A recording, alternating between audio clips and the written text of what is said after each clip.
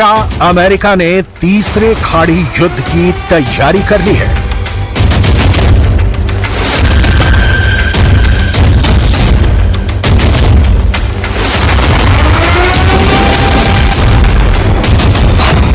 America ने अपनी 30% नौसेना इजरायल को बचाने के लिए उतार दी है, या अमेरिका ने अपनी 1/3 नेवी ईरान को मिटाने के लिए तैनात कर दी है। यूएस के रेडार पर सिर्फ ईरान नहीं, लेबनान भी है, सीरिया भी है, यमन भी है और गाजा भी।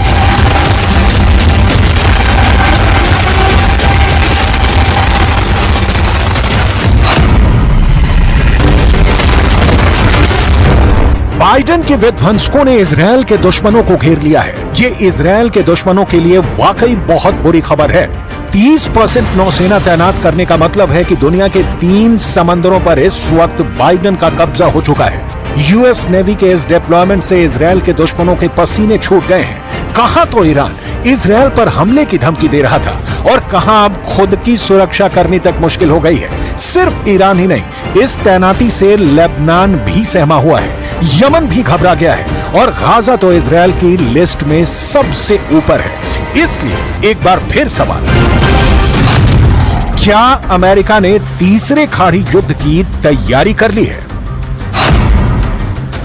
अमेरिका ने पहला खाड़ी युद्ध 1990 में लड़ा। तब अमेरिका के राष्ट्रपति थे जॉर्ज डब्ल्यू बुश सीनियर और निशाने पर थे इराक के राष्ट्रपति सद्दाम हुसैन। दूसरा खाड़ी युद्ध 2003 में हुआ। तब अमेरिका के राष्ट्रपति थे जॉर्ज डब्ल्यू बुश जूनियर और इस बार भी अमेरिका के दुश्मन थे इराक के राष्ट्रपति सद्दाम हुसैन। 2024 में तीसरे खाड़ी युद्ध की घंटी बज रही है। इस बार राष्ट्रपति जो बाइडेन क्या ईरान को मिटाने की तरफ बढ़ चुके हैं? अमेरिका ने अपने पूरे जंगी बेड़े का 1/3 हिस्सा इजरायल की सुरक्षा के लिए तैनात कर दिया है। इसमें ऐसे जहाज हैं जो परमाणु हथियारों से लैस हैं। इसमें कैरियर भी हैं। इसमें परमाणु पनडुब्बियां भी हैं।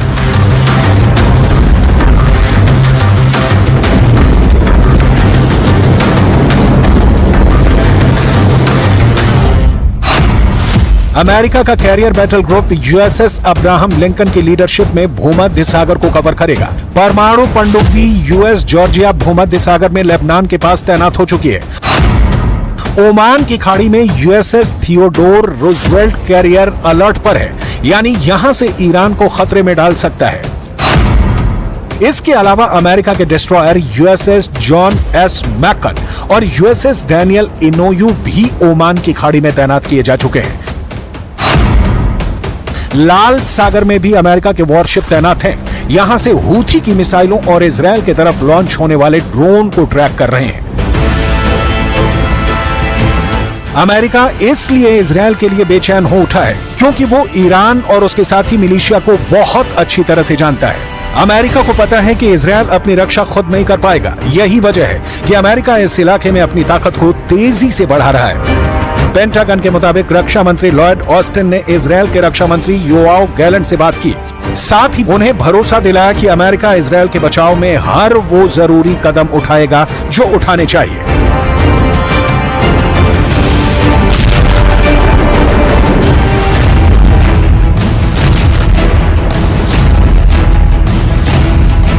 इस वक्त युद्ध का ट्रिगर ईरान के हाथ से निकलकर अमेरिका के पास पहुंच गया है। अमेरिका ने अब तक जो एक्शन लिया है उससे साफ है कि वो इजरायल को बचाने के लिए तीसरा खाड़ी युद्ध छेड़ने से भी पीछे नहीं हटेगा। अगले 24 घंटे में बाइडेन को यह फैसला करना होगा कि अगर ईरान इजरायल पर हमला करता है तो उनके टारगेट पर तेहरान के अलावा कौन कौन से शहर होंगे और क्या ये युद्ध सिर्फ खाड़ी तक सीमित रहेगा या फिर दुनिया गल्फ वॉर के साथ वर्ल्ड वॉर भी देखेगी।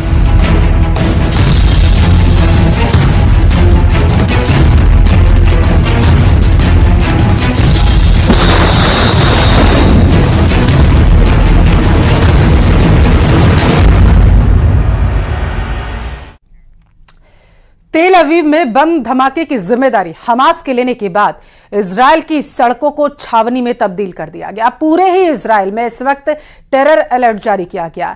इसके चलते गाजा की तस्वीरों के बीच इजरायल में धमाकों की खबर ने अमेरिका को भी चौंका दिया। कहां तो यहां तक जा रहा है कि इजराइल ने हमास के 27 एजेंट घुस चुके हैं।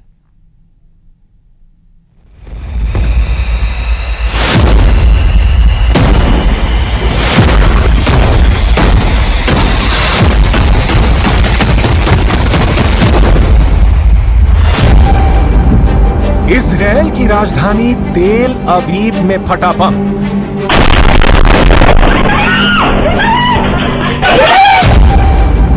टारगेट पर थे इजराइल के प्रधानमंत्री बेंजामिन नेतन्याहू।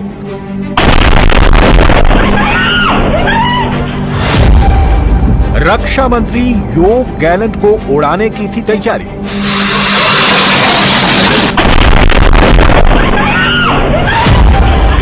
बम किसके लिए था? मौत का पैगाम।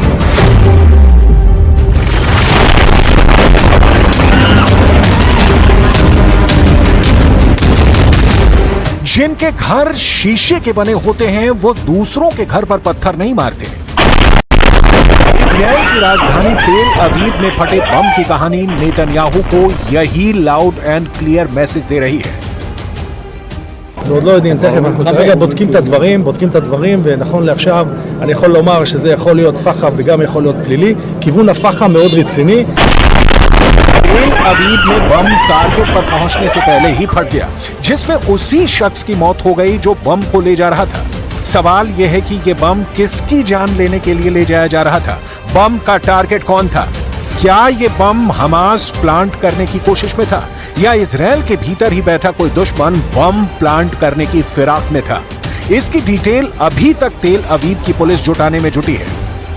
लेकिन यह बहुत गौर करने वाली बात है कि यह पहली बार नहीं हुआ है जब तेल अवीव में इस तरह की कोई घटना हुई है।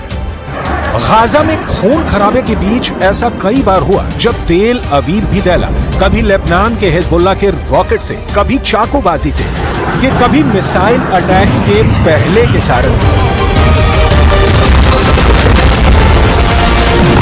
इजराइल वॉर मोड में है, लेकिन खुद इजराइल के खिलाफ हमले नहीं रुक रहे। इस बीच इजराइल ने गाजा में ताजा हमले किए हैं। इन हमलों में 29 फिलिस्तीनियों की मौत हो गई है।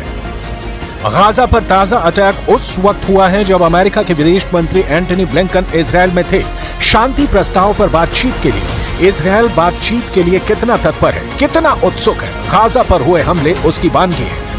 गाजा के स्वास्थ्य अधिकारियों के मुताबिक सेंट्रल सिटी दीर अल बला में एक घर पर इजरायली हवाई हमले में बच्चे और उनकी मां की मौत हो गई। मरने वालों में एक ही परिवार के 8 लोग शामिल हैं।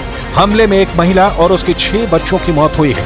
इजरायली सेना ने कहा कि उसने दक्षिण शहर खान यूनिस से इजराइल पर हमला करने के लिए इस्तेमाल किए गए रॉकेट लॉन्चरों को नष्ट कर दिया, जो हाल के हफ्तों में तीव्र लड़ाई की जगह थी।